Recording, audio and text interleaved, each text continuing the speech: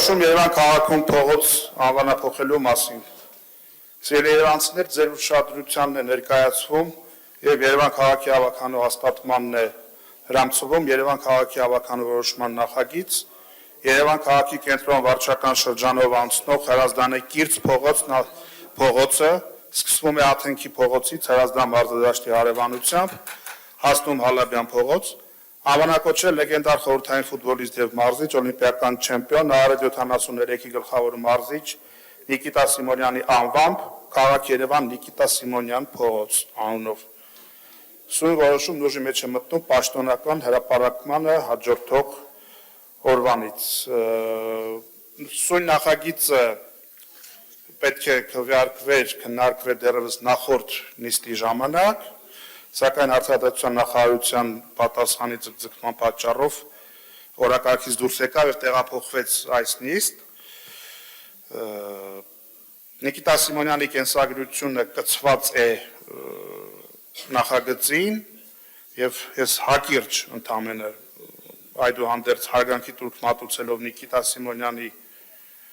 վաստակին եւ հեղինակությանը կանրադառնամ։ Նիկիտա Սիմոնյանը ծնվել է 1926 թվականի օկտեմբերի 12-ին Ռուսաստանի Արմավիր քաղաքում հայ ընտանիքում։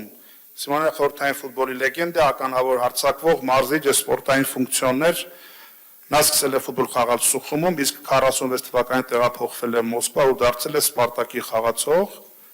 Հաջորդ 10 տարիների ընթացքում նա դարձել է շուրջ 160 գոլի հեղինակ,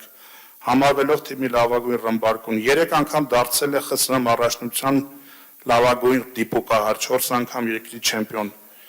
56 թվականին Սիմոնյանը ԽՍՀՄ հավաքականի կազմում դարձել է օլիմպիական չեմպիոն։ 58 թվականին աշխարհաշրջանում նա թիմի ավագն էր եւ խփել առաջին գոլը Անգլիայի հավաքականի դարպասը։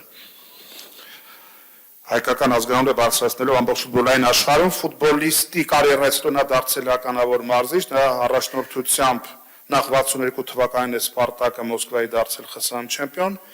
իսկ Արարատը 1973 թվականին ձևակերպել է ոսկե դուբլ, չեմպիոն եւ ԽՍՀՄ գավաթակիր։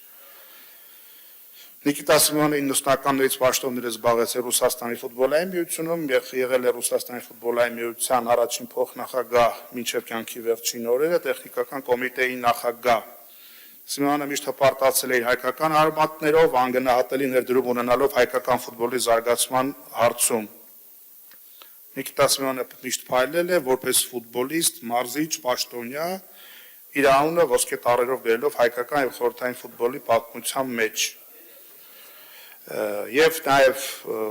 անդրադառնամ այն հատվածին, թե ինչ նպատակ է հետապնդում, ինչ խնդիր է լուծվում նման ականավոր եւ պատկառելի վաստակի տեր անհատների մեծարումը եւ հարգանքի տուրքը նպատակ է հետապնդում մեր առհասարակ թե սպորտային, թե ընդհանրապես մեր հաղթանակների, մեր ազգի պատիվը մեզ միասնություն եւ ողջավորություն պատճառած, պարգեւած անձանց մեծարման միջոցով վար պահել ձգտումը հաղթանակի հանդեպ, սերունդներին դաստիարակել ավագ սերնդի վաստակ ունեցող անհատներին մեծարելու տրամաբանությամբ, ինչպես նաև նպաստելու հայկական ֆուտբոլի մեծարմանը եւ